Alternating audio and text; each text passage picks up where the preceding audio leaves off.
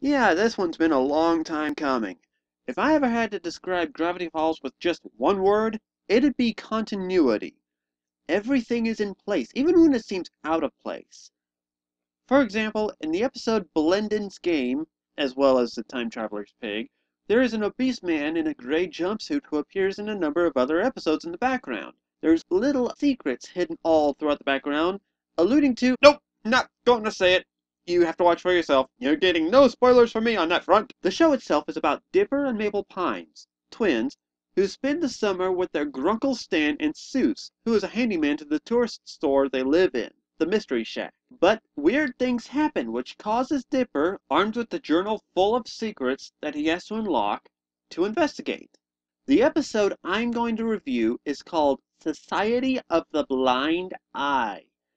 And there may be a spoiler here or there, but I will do as much as I can to keep things as tight-lipped as possible. So here we go. We start off at the diner with the owner, waitress, Lazy Susan cleaning up. She sees a group of dwarves. Lift with your knees. No, your knees. If I go one more hour without eating, I'm gonna resort to cannibalism. Ma'am? And is promptly taken away by a group of people in red robes. Theme song, then we get Dipper trying to figure out who the author of the journal is. Mabel interrupts him. Look what I got! She finds out that her crush, So far, so good. she has been recently So far, so good. engaged to a manatee. Previous episode, don't ask. She laments on past relationships she has had this summer. Turned out to be gnomes, child psycho, made out with his own hands. And now, I wish I could just forget about them forever. Hey, if it's any consolation, my summer mission isn't a huge success either. That sounds kind of weird, once I think of it. After looking through the bottle that the note she got earlier came in, they find that the laptop belonged to an old man McGucket. Damn, that's a hard name to say. He comes to the conclusion that Old Man McGucket wrote the journal. Well, that was a quick episode. Quicker than I thought. Nope, we're still going. And now we get a crappy song. I live up in a mansion. Am a blanching, Chloe blanching. I live up in a mansion. Ugh, I can't get that terrible song I'll stay out out of too my head. late. Oh, you mean Straight Blanching by Lil Big Dog? It's the catchiest song of the summer. What is Everything is awesome. Boy, sway, name, sway. The live in Detroit. Okay, we get the drift! After that mess, we go to Old Man McGucket's house. Nope, still difficult to say. Yes, this is McGucket. He's a hillbilly with a band-aid on his beard. Why? Because he's the kookiest person in the show. He has completely lost his marbles. Dipper shows him the journal, but when... The blind eye! Robes, the men, my mind, they did something! That escalated quickly. What if McGucket learned something he wasn't supposed to know, and someone or something messed with his mind? I think that you could have said that a little differently, Jason Ritter. But being the son of a comedy legend does have its perks. They go to the History Museum. Mansion girl, we blanching. Seuss! Ugh! I'll buy you a new one. Wendy, thank you. Just thank you. Mabel is lamenting on her crushes and... Even this poster of my most recent ex-crush. They see a silhouette and chase him until... Well, kettle my corn! He vanishified! Whatever he said. They uncover a secret entrance and venture into the dark and dreary tunnel. Okay, that sounds way too epic for a usual narration, so let me back up. They push a button and walk down the stairs. Bit simplistic, but it worked. They hear some strange chanting when... What is it that you have seen? Speak! Yeah, I was leaving the diner and I saw these little bearded doodads, and I was like, what? Leave the... What? To the nostalgia critic. And me. They zap her with a ray gun, erasing her memory. Ah, Conker's Bad Fur Day censorship. I missed ye well.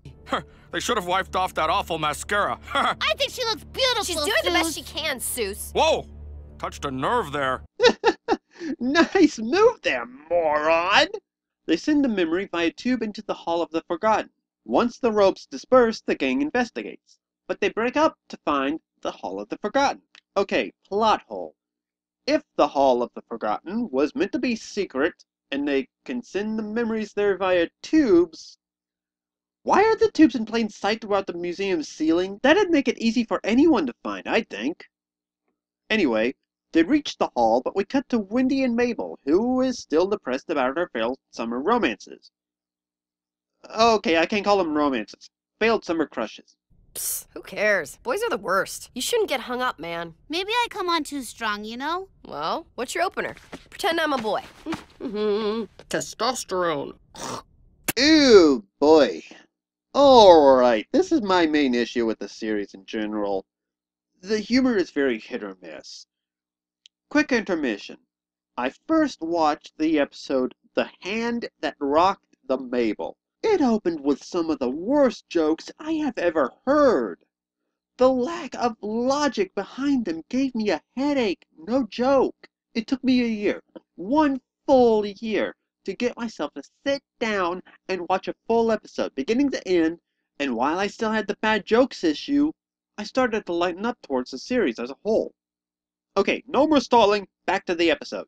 Mabel gets the idea to zap the bad summer romances from her head, but Wendy talks her out of it. In time for us to get back to the guys who are looking for McGucket's memories. They find them, but they set off an alarm without knowing. Oh, you've really tarred it up now, Fiddleford. This is all your fault. Hey, why does my beard have a bandage?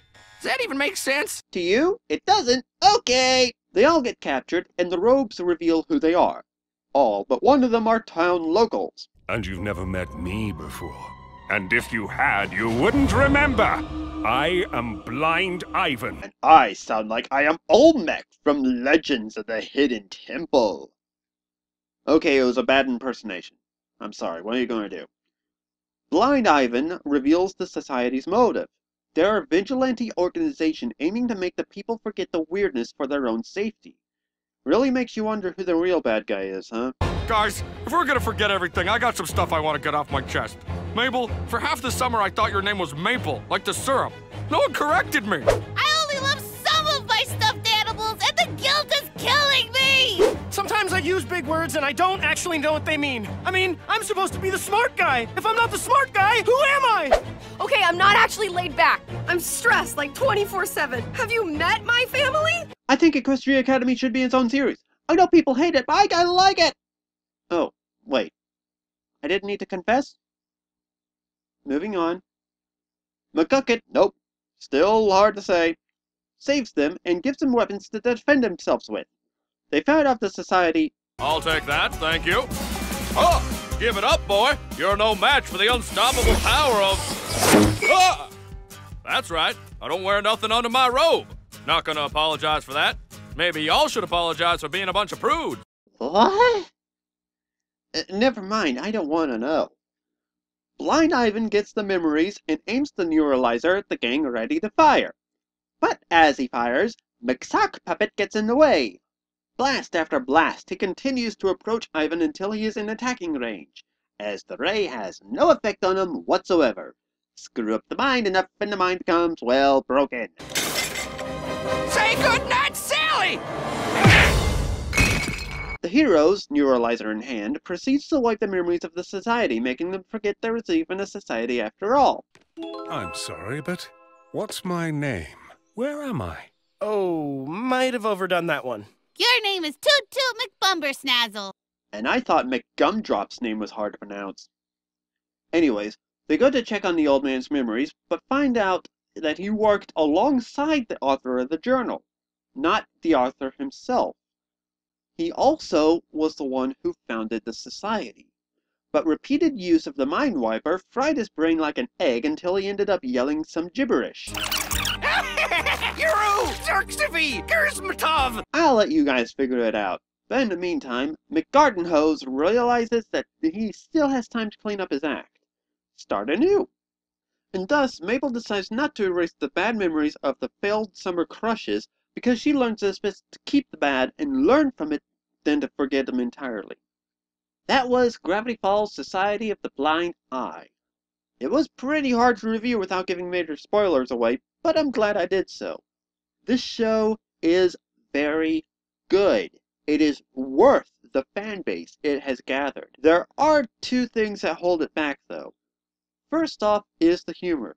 Already explained that one. Second is that the last episode in this season aired in November. For a show that's all about continuity, it doesn't seem to keep a consistent schedule. Granted, I'm not one to talk, but they're on a bit of a higher scale than I am.